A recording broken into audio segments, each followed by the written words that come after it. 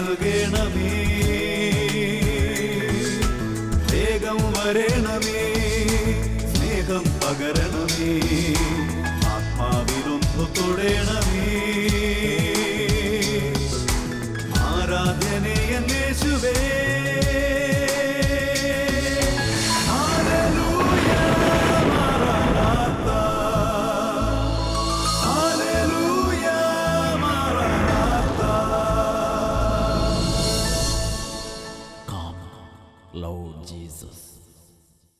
Hallelujah, hallelujah.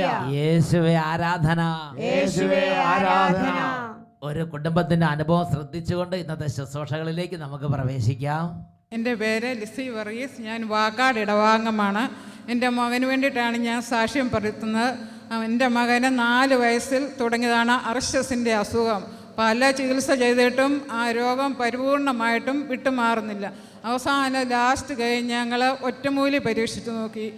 ഒരു തവണയാ സാധാരണ ഒറ്റമൂലി ചെയ്യാറുള്ളൂ. 2 തവണ ചെയ്തിട്ടും രൂപ പോകുന്നതല്ലാതെ അസുഖം പരിപൂർണമായിട്ടും മാറുന്നില്ല. ഉടനെ ഞാൻ പറഞ്ഞു, ഇനി ഈ രോഗത്തിന് ഞാനൊരു വൈദ്യനെ സമീപിക്കുന്നില്ല. ബഹുമാനപ്പെട്ട വട്ടായിലച്ചൻ്റെ കൺവെൻഷനിൽ ഞാൻ ചെന്ന് പങ്കെടുക്കുകയാണ്. ഇവിടെ വന്ന് ഞാൻ വേദനയോടെ വിശ്വാസത്തോടെ ആത്മാർത്ഥമായി പ്രാർത്ഥിച്ചു. ഈ ഭരണങ്ങാന അഭിഷേകാഗ്നി കൺവെൻഷനിൽ വന്നിട്ട് ശരിക്കും അങ്ങോട്ട് പ്രാർത്ഥിച്ചു. കണ്ണുനീരോടെ പ്രാർത്ഥിച്ചു. അച്ഛന് എല്ലാവരും സ്തുതിച്ച് പ്രാർത്ഥിച്ചുകൊണ്ടിരുന്ന അവസരത്തിൽ അച്ഛൻ വിളിച്ചു പറഞ്ഞു, അർശസ് രോഗിയായ ഒരു ഓൾട്ടർ ബോയിയെ കർത്താവ് സുഖപ്പെടുത്തുന്നതായിട്ട്. 8 വർഷമായി ഈ രോഗം തുടങ്ങിയിട്ട്. കഴിഞ്ഞ തവണ പരീക്ഷ എഴുതിയത് ഇരുന്നുകൊണ്ട് എഴുതാൻ പറ്റുകയില്ലാണ്ട് നിന്നുകൊണ്ടാണ് പരീക്ഷ എഴുതിയത്. ദൈവമേ, പരീക്ഷ ഇരുന്നുകൊണ്ട് എഴുതാൻ പറ്റാതെ നിന്ന് എഴുതാനുള്ള സ്പെഷ്യൽ പെർമിഷൻ എടുത്ത കുട്ടിയാണ്. അത്രയും ബുദ്ധിമുട്ട് ഈ രോഗനിമിത്തം കുട്ടി അനുഭവിച്ചിരുന്നതാണ്. അവൻ എന്നോട് പറഞ്ഞു, അമ്മേ ഞാൻ അവിടെ വന്ന് എങ്ങനെ ഇരിക്കും, പരീക്ഷ ഞാൻ നിന്നുകൊണ്ടാണ് എഴുതിയത്. അത് സാരമില്ല, നീ പോരെ, അവിടെ വന്ന് കൂടുന്നതിന് നീ അതിൽ ഇരിക്കുന്ന ഒരു ടെൻഷനും നീ എടുക്കണ്ട, പോരാൻ പറഞ്ഞു. ഇവിടെ വന്ന് ആത്മാർത്ഥമായിട്ട് ഞങ്ങൾ പ്രാർത്ഥിച്ചു. 8 വർഷമായ രോഗം കർത്താവ്. കഴിഞ്ഞ വർഷത്തെ ഭരണങ്ങാന അഭിഷേക കൺവെൻഷനിൽ വെച്ചിട്ട് ഈ കുടുംബത്തിന്റെ കണ്ണുനീര് കണ്ട് കർത്താവ് കുടുംബത്തിൽ ഇടപെട്ട് കുട്ടിയെ അങ്ങോട്ട് അനുഗ്രഹിച്ച് ആ കുട്ടിയുമായി ഇന്ന് വന്ന് അമ്മ ദൈവത്തെ മഹത്വപ്പെടുത്തുകയാണ്. ഇങ്ങനെ കൈയടിച്ചാൽ പോരാ, കൈ നന്നായിട്ട് ഉയർത്തി ശക്തിയോടെ കൈയടിച്ചേ.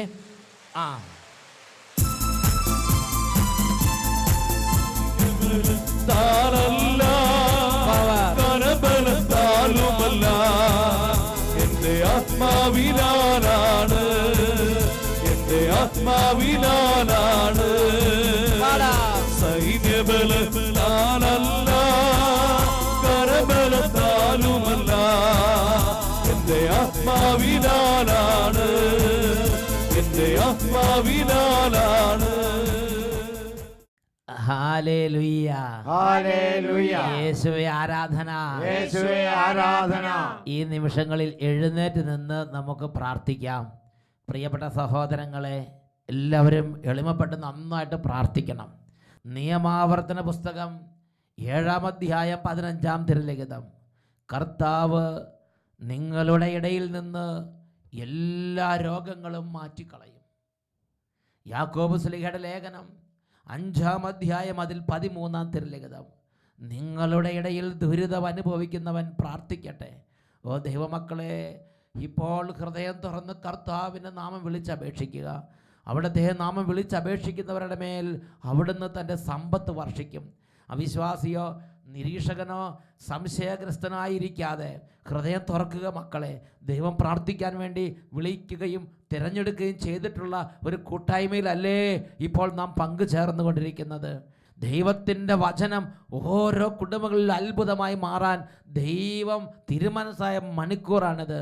യേശയ്യ 40-ാം അധ്യായത്തിൽ 8-ാം തിരുലിഖിതം പഠിപ്പിക്കുന്നു, പുല്ല് കരിയുന്നു, പുഷ്പം വാടുന്നു, നമ്മുടെ ദൈവമായ കർത്താവിൻ്റെ വചനമാകട്ടെ എന്നേക്കും നിലനിൽക്കുന്നു.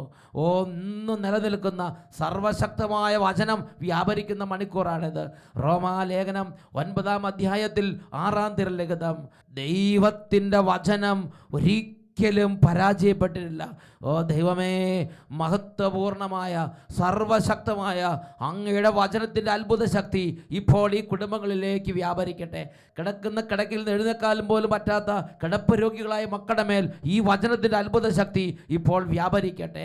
യെശയ്യായുടെ പുസ്തകം 42-ാം അധ്യായം 6-7 തിരുലിഖിതങ്ങൾ.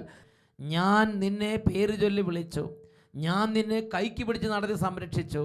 അന്ധർക്ക് കാഴ്ച നൽകുന്നതിനും കാരാഗൃഹത്തിൽ ഇരിക്കുന്നവരെ തടവറയിൽ നിന്നും അന്ധകാരത്തിരിക്കുന്ന ഇരുട്ടറയിൽ നിന്നും പുറത്തു കൊണ്ടുവരുന്നതിന് വേണ്ടി ഞാൻ നിന്നെ ജനത്തിന് ഉടമ്പടിയും ജനതകൾക്ക് പ്രകാശവുമായി നൽകിയിരിക്കുന്നു. ഞാനാണ് കർത്താവ്, അതാണ് എൻ്റെ നാമം. ഓ, ഈ വചനത്തിൻ്റെ അത്ഭുത ശക്തി ഇപ്പോൾ ഈ കുടുംബങ്ങളിലേക്ക് വ്യാപരിക്കട്ടെ. 2 കരങ്ങൾ നന്നായിട്ട് ഉയർത്തി എല്ലാ ദൈവമക്കളും അവരവരുടെ രോഗങ്ങൾ, അവരവരുടെ സങ്കടങ്ങൾ, അവരവരുടെ കണ്ണുനീര്, അവരവരുടെ പ്രാരാബ്ദങ്ങൾ സർവ്വതും ദൈവകരങ്ങളിലേക്ക് സമർപ്പിച്ച് ഉറക്കെ സ്തുതിക്കുന്നു. Hallelujah, hallelujah. ഓ മഹത്വത്തിന്റെ കർത്താവേ, കുടുംബങ്ങളിലേക്ക് ഇടപെടുന്നവനെ, രാജ്യത്തിന്റെ ശക്തിയെ അയക്കുന്നവനെ, ഓ സ്വർഗരാജ്യത്തിന് ആത്മാവിനെ വർഷിക്കുന്നവനെ, ആരാധന. Glory, glory, glory, glory. എല്ലാവരും കരങ്ങൾ ഉയർത്തി സ്തുതിക്കുന്നു. മന്ദത വിട്ടുമാറി പോകട്ടെ. ഓ മടുപ്പെല്ലാം മാറിപ്പോകട്ടെ. എല്ലാ ക്ഷീണങ്ങളും വിട്ടുപോകട്ടെ. മരവിപ്പ് വിട്ടുമാറട്ടെ. എല്ലാ കുടുംബങ്ങളും ഉണരട്ടെ. സർവ്വ സമൂഹങ്ങളും ജീവൻ പ്രാപിക്കട്ടെ. നിർജ്ജീവമായ കോശങ്ങൾ ജീവൻ പ്രാപിക്കട്ടെ. വന്ധ്യമായ ഉദരങ്ങൾ ഗർഭധാരണ ശക്തി പ്രാപിക്കട്ടെ. തകർന്ന കുടുംബങ്ങൾ വീണ്ടും പുനരുദ്ധരിക്കപ്പെടട്ടെ. തകർന്ന സർവ്വ മേഖലകളിലും പുതുജീവൻ ഉണ്ടാകട്ടെ. Hallelujah, hallelujah, hallelujah. ഓ കൃപയുടെ ആത്മാവ്, ഓ അത്ഭുതത്തിന്റെ ആത്മാവ്, വിടുതലിന്റെ ആത്മാവ് ഓ ഈ സമൂഹത്തിലേക്ക് ഇപ്പോൾ നിറയട്ടെ. ഈ കുടുംബങ്ങളിലേക്ക് നിറയട്ടെ. ദേശാന്തരങ്ങളിലേക്ക് നിറയട്ടെ. Hallelujah, hallelujah. യേശുവേ ആരാധന, ആരാധന. യേശുവേ ആരാധന. Hallelujah, hallelujah. യേശുവേ നന്ദി, യേശുവേ സ്തുതി, യേശുവേ ആരാധന. Hallelujah, hallelujah. യേശുവേ ആരാധന, യേശുവേ ആരാധന. സ്വസ്ഥാനങ്ങളിലേക്ക് ശാന്തമായി നമുക്കിരിക്കാം. പ്രിയപ്പെട്ട സഹോദരങ്ങളെ, ഇന്ന് നാം ചിന്തിക്കുന്ന വിഷയമാണ് കൂട്ടുവേലയുടെ മഹത്വം. നമ്മുടെ ഓരോരുത്തരുടെയും ജീവിതത്തിൽ അത്ഭുതകരമായ ദൈവത്തിൻ്റെ അനുഭവത്തിൻ്റെ ഉടമകളായി നാം രൂപാന്തരപ്പെടാൻ ദൈവം ഒരുപാട് വ്യക്തികളെ തെരഞ്ഞെടുത്ത് നിയോഗിക്കുന്നുണ്ട്. ആ വ്യക്തികളുടെ ഒരു വാക്ക്, അവരുടെ ഒരു സാന്നിധ്യം, ഒരു പ്രോത്സാഹനം നമ്മുടെ ജീവിതത്തെ എന്തെന്നില്ലാത്ത വിധം വ്യത്യാസപ്പെടുത്തും. ഉറക്കെ പറയാ ഹല്ലേലൂയ, ഹല്ലേലൂയ, ഹല്ലേലൂയ, ഹല്ലേലൂയ. അങ്ങനെയുള്ള നിയോഗം ലഭിച്ചവർ അത് പറയാതെ പോകരുത്, സംസാരിക്കാതെ പോകരുത്. പ്രിയപ്പെട്ട സഹോദരങ്ങളെ, നാം ആ സാക്ഷ്യത്തിൽ ഒരു അമ്മ അനുഭവം പറയുന്നത് ശ്രദ്ധിച്ചു. ആ കുട്ടിക്ക് വർഷങ്ങളോളം രോഗം. ആ കുട്ടി അമ്മയോട് പറഞ്ഞു, അമ്മ ഞാൻ എന്തിനു വരണം കൺവെൻഷൻ കൂടാൻ? കാരണം ഒന്ന് പരീക്ഷാ ഹാളിൽ പോലും എനിക്ക് ഇരിക്കാൻ പറ്റുമായിരുന്നില്ല. എന്നാൽ ആ അമ്മ പറഞ്ഞു, നീ വാ, അവിടെ ദൈവത്തിൻ്റെ അടുത്തേക്കല്ലേ പോണത്, ദൈവം നോക്കും. ആ വാക്ക് അവനെ രക്ഷയിലേക്ക് നയിച്ചു. ആ വാക്ക് അവനെ വലിയ ദൈവ അനുഭവത്തിലേക്ക് നയിച്ചു. ഉറക്കെ പറയാ ഹല്ലേലൂയ, ഹല്ലേലൂയ. പ്രിയപ്പെട്ട സഹോദരങ്ങളെ, ചെറിയ ഒരു വാക്ക്, 2 വാക്കായിരിക്കാം, 2 സെന്റൻസ് ആയിരിക്കാം, പക്ഷേ ആ കുട്ടിയുടെ ജീവിതത്തിൽ ഒരിക്കലും മറക്കാൻ പറ്റാത്ത വിധമുള്ള വലിയൊരു ദൈവാനുഭവത്തിലേക്ക് നയിച്ചത് ആ അമ്മയുടെ പ്രോത്സാഹനം, ആ അമ്മയുടെ ആ സ്നേഹവാക്ക്, ആ ക്ഷണം ദൈവം നേരിട്ട് ക്ഷണിച്ചതാണ്. ആ അമ്മ ദൈവത്തിൻ്റെ ഒരു കൂട്ടുവേലക്കാരൻ എന്ന നിലയിൽ പ്രവർത്തിക്കുകയായിരുന്നു. ഉറക്കെ പറഞ്ഞേ ഹല്ലേലൂയ, ഹല്ലേലൂയ. പ്രിയപ്പെട്ട സഹോദരങ്ങളെ, എൻ്റെ ജീവിതത്തിൽ തന്നെ ഞാനൊരു സംഭവം ഓർക്കുന്നുണ്ട്. എൻ്റെ ജീവിതത്തിൽ എൻ്റെ ചെറുപ്പം മുതൽ യേശുക്രിസ്തുവിൻ്റെ നാമത്തിൽ ഇങ്ങനെ രോഗികൾ സുഖപ്പെടും, ഈ കാലഘട്ടത്തിൽ അങ്ങനെ സംഭവിക്കും എന്നെനിക്കൊരു പ്രതീക്ഷയില്ലായിരുന്നു. ദൈവവചനം അങ്ങനെ പള്ളികളിൽ വായിക്കുന്നത് കേട്ടിട്ടുണ്ട്. എന്നാൽ അത് അപ്പോസ്തലന്മാരുടെ കാലഘട്ടത്തിൽ, പഴയ കാലഘട്ടത്തിലും വിശുദ്ധന്മാരുടെ ജീവിതത്തിലൊക്കെ സംഭവിക്കുമായിരിക്കും. നമ്മുടെ കാലഘട്ടത്തിലോ നമ്മുടെ ജീവിതത്തിലോ അതൊന്നും കാണാൻ പോലും പറ്റുമായിരിക്കില്ല. അങ്ങനത്തെയായിരുന്നു എൻ്റെ ചിന്ത. ഞാൻ വൈദികനായപ്പോഴും എൻ്റെ ചിന്തയ്ക്ക് വലിയ മാറ്റമൊന്നും ഉണ്ടായിരുന്നില്ല. എന്നാൽ ഞാൻ ഒരു നാളിങ്ങനെ ഇരിക്കുമ്പോൾ ഒരു എളിയ ഒരു അൽമായ സഹോദരൻ ഒരു പുസ്തകം എന്നെ പരിചയപ്പെടുത്തി. ആ പുസ്തകത്തിൻ്റെ പേരാണ് അത്ഭുതങ്ങളെ സാക്ഷി. ഷാലോമിൽ നിന്ന് പ്രസിദ്ധം ചെയ്ത ആ പുസ്തകം അന്ന് കൊളത്തുവയൽ ധ്യാനകേന്ദ്രത്തിലാണ് ലഭിച്ചിരുന്നത്. അപ്പോൾ ആ സഹോദരൻ അത് പരിചയപ്പെടുത്തി. അങ്ങനെ ഒരു പുസ്തകം എൻ്റെ കൈകളിൽ എത്താൻ ഇടവന്നു. ഞാൻ ആ പുസ്തകം വായിച്ചു. അതിൽ അത്ഭുതകരമായ രോഗസൗഖ്യങ്ങൾ സംഭവിച്ചു. ഒരു വൈദികൻ്റെ ജീവിതത്തെ ദൈവം സ്പർശിക്കുന്നതും അതെല്ലാം എൻ്റെ മനസ്സിൽ ഒരുപാട് തരത്തിൽ ഒരു ദൈവിക സ്പർശനം കൊണ്ടുവന്നു. പ്രിയപ്പെട്ട സഹോദരങ്ങളെ, രോഗശാന്തി ശുശ്രൂഷയെക്കുറിച്ചും ഈശോ ഇന്നും അത്ഭുതകരമായി രോഗങ്ങൾ സുഖപ്പെടുത്തുന്നതിനെക്കുറിച്ചും എൻ്റെ ജീവിതത്തിലേക്ക് ഒരു തുറവി കൊണ്ടുവന്നത് ആ ഒരു പുസ്തകത്തിലൂടെയാണ്. ആ ഒരു പുസ്തകം എൻ്റെ കൈകളിലെത്തിച്ച ആ ഒരു എളിയ സഹോദരൻ ദൈവത്തിൻ്റെ ഒരു കൂട്ടുവേലക്കാരനായി എന്നെ ജീവിതത്തെ മാറ്റിമറിക്കാൻ വേണ്ടി എൻ്റെ അരികിലേക്ക് ദൈവം അയച്ച്. അപ്പോൾ ഒരു വാക്ക്, ഒരു പുസ്തകം ഒന്ന് പരിചയപ്പെടുത്തുക, ഒരു പ്രോഗ്രാമിന് ക്ഷണിക്കുക, ഒരു കൺവെൻഷനിലേക്ക് വിളിക്കുക, ഈ എപ്പിസോഡ് കാണാൻ വേണ്ടി ക്ഷണിക്കുക. ഓരോന്നിലും വലിയ വിലയുണ്ട്. ദൈവത്തിൻ്റെ നിയോഗം നമ്മുടെ മേലുണ്ടെങ്കിൽ പ്രിയപ്പെട്ട സഹോദരങ്ങളെ, സംസാരിക്കാതിരിക്കരുത്, പറയാതിരിക്കരുത്, പരിചയപ്പെടുത്താതിരിക്കരുത്, ക്ഷണിക്കാതിരിക്കരുത്. കാരണം ഇത് ദൈവത്തിൻ്റെ നിയോഗമാണ്. രാജാക്കന്മാർ 2-ാം പുസ്തകത്തിൽ 5-ാം അധ്യായം 10 തൊട്ട് 14 വരെ തിരുലിഖിതങ്ങൾ ഒരു വ്യക്തിയുടെ ജീവിതത്തിലേക്ക് എങ്ങനെയാണ് ദൈവത്തിൻ്റെ അനുഭവം പ്രവേശിച്ചത് എന്ന് വിശദമായി പ്രതിപാദിക്കുന്നുണ്ട്. രാജാക്കന്മാരുടെ 2-ാമത്തെ പുസ്തകത്തിൽ 5-ാമത്തെ അധ്യായത്തിൽ 10 മുതൽ 14 വരെ തിരുലിഖിതങ്ങൾ.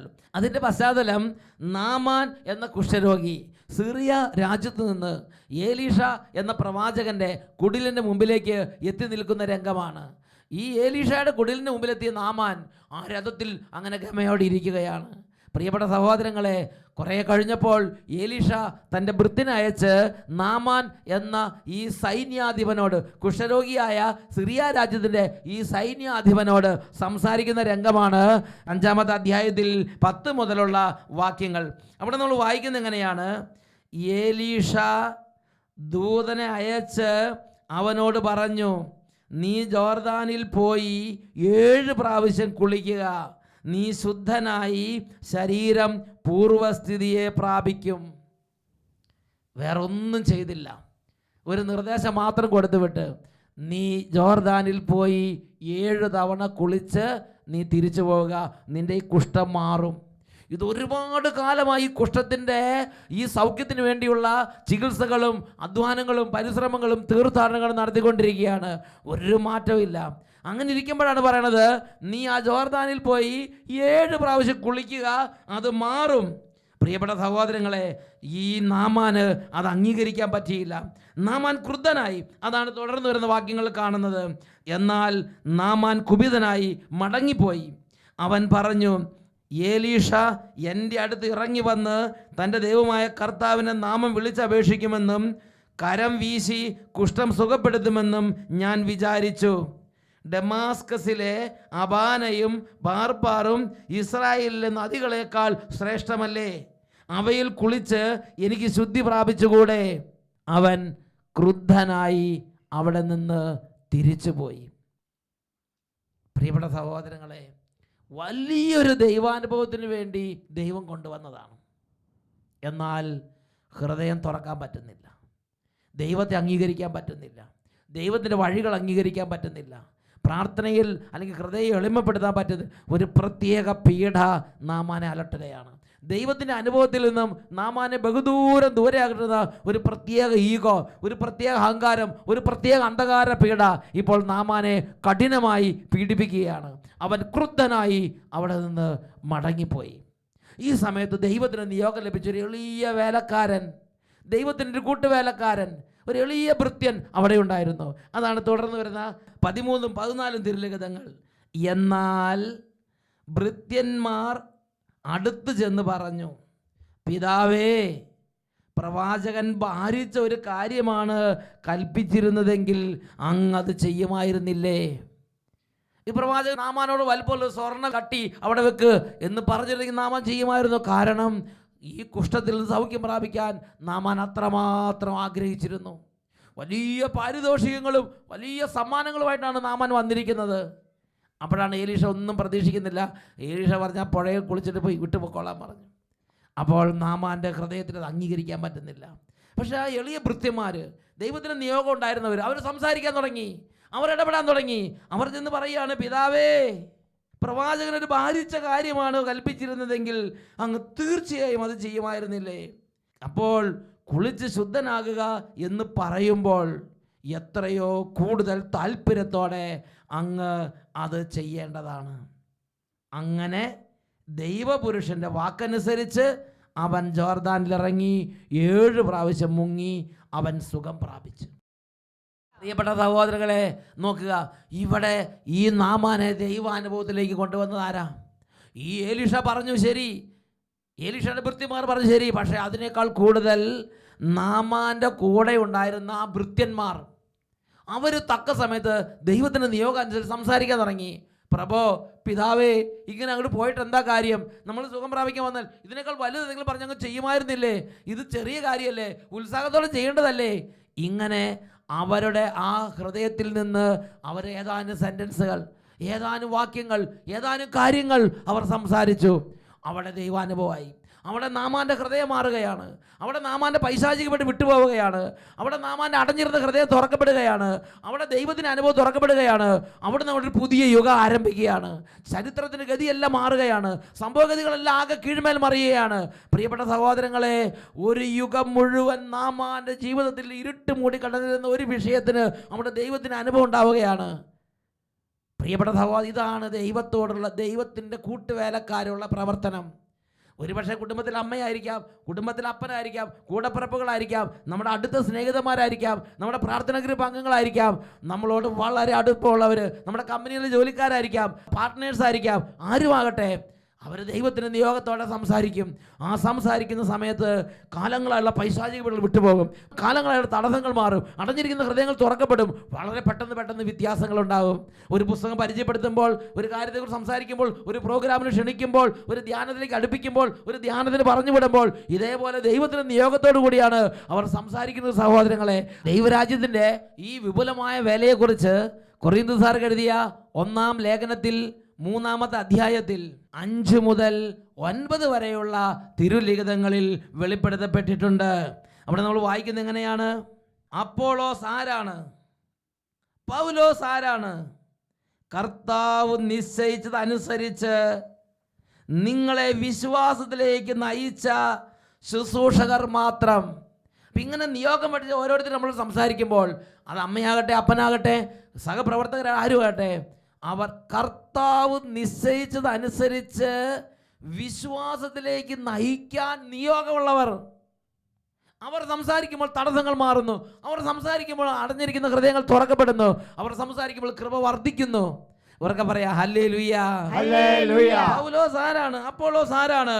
കർത്താവ് നിശ്ചയിച്ചതനുസരിച്ച് നിങ്ങളെ വിശ്വാസത്തിലേക്ക് നയിച്ച ശുശ്രൂഷകർ മാത്രം.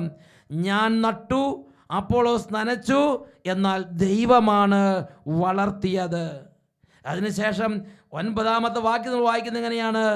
ഞങ്ങൾ ദൈവത്തിൻ്റെ കൂട്ടുവേലക്കാരാണ്. പ്രിയപ്പെട്ട സഹോദരങ്ങളെ, ഒരുപാട് കൂട്ടുവേലക്കാരുടെ അധ്വാനം വഴിയാണ് ഒരു ദൈവ പൈതൽ വിശ്വാസത്തിൽ നിന്ന് വിശ്വാസത്തിലേക്ക് നീങ്ങി ദൈവരാജ്യത്തിൽ എത്തിച്ചേരുന്നത്. 1-2 വ്യക്തികളുടെ അധ്വാനം കൊണ്ട് മാത്രം എല്ലാം ശരിയാകുമെന്ന് ചിന്തിക്കരുത്. ഒരുപാട് തലങ്ങളിൽ അനേകായിരങ്ങളുടെ അധ്വാനങ്ങളെ കർത്താവ് ഇതിനോട് ചേർത്ത് വെക്കുന്നുണ്ട്. പ്രിയപ്പെട്ട സഹോദരങ്ങളെ, ദൈവത്തിൻ്റെ വചനത്തിൽ പഠിപ്പിക്കുകയാണ്, വിത്തെടുക്കാൻ, നനയ്ക്കാൻ, നടാൻ, വളമിടാൻ, അങ്ങനെ ഓരോരുത്തരെ അവരവരുടെ കൃപയ്ക്കനുസരിച്ച് ദൈവം നിയോഗിക്കുകയാണ്.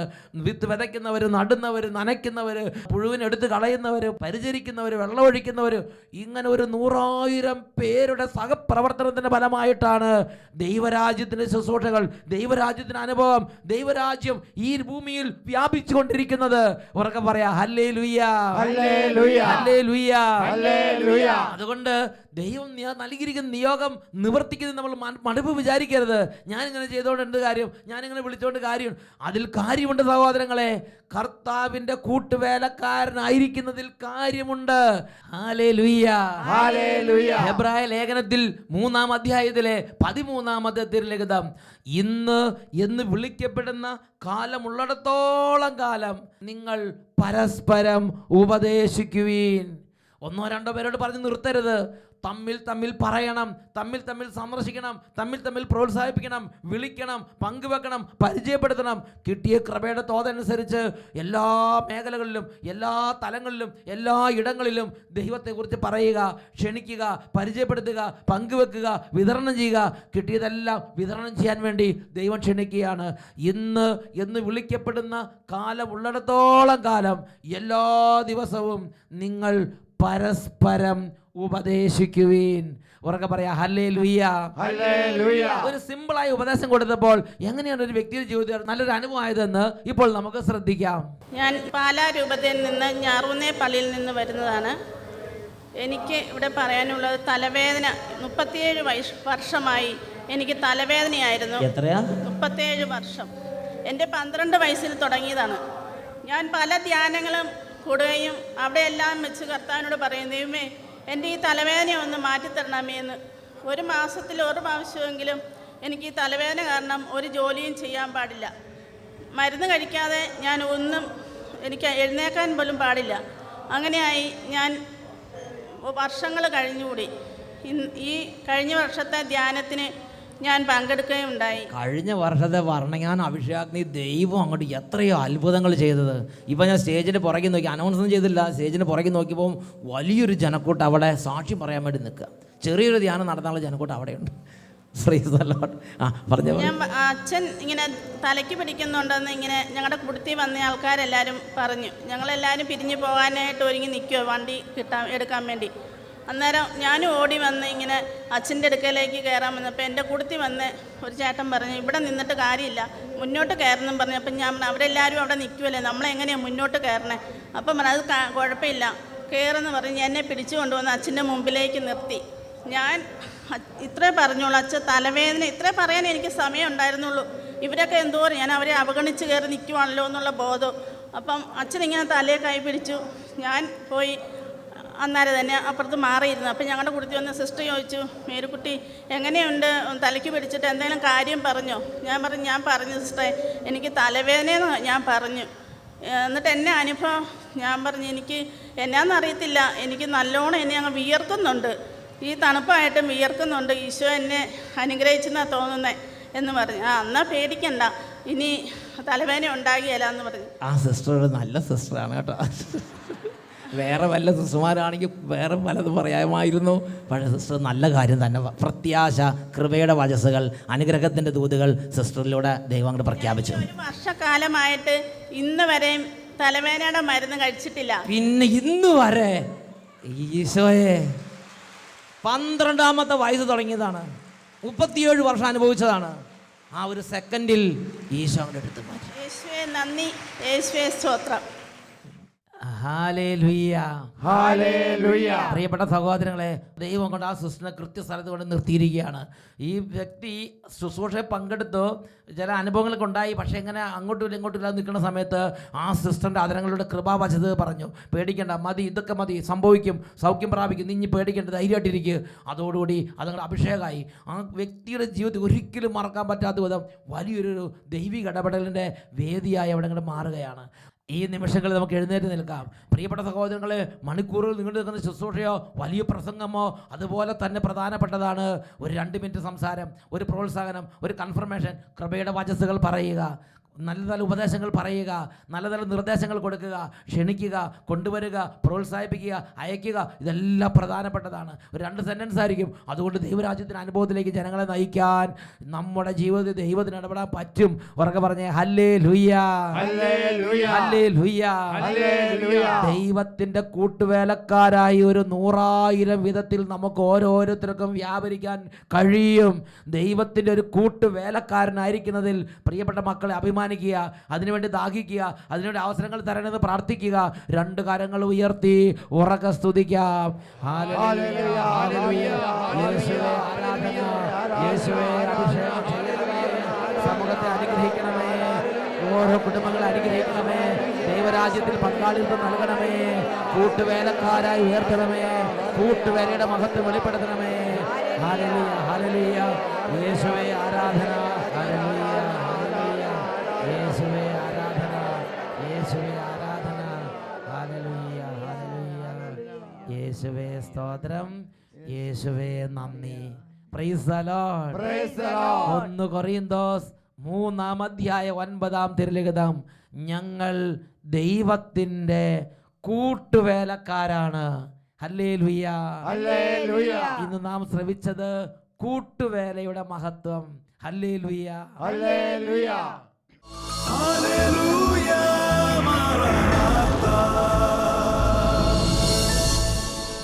Come, Lord Jesus.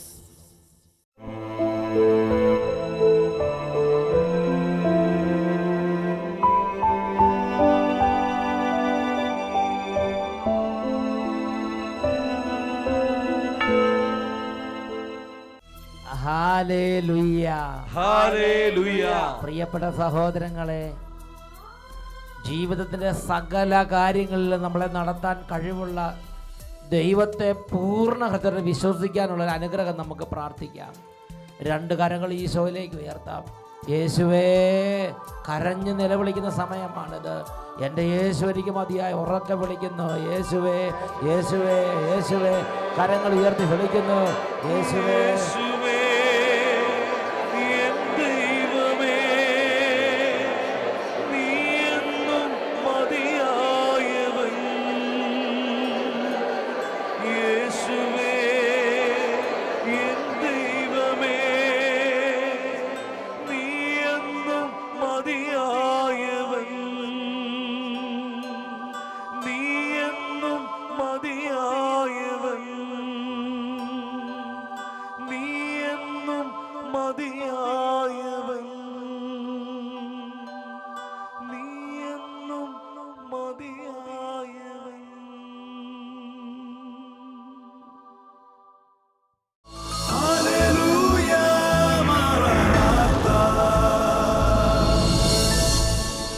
Come, Lord Jesus.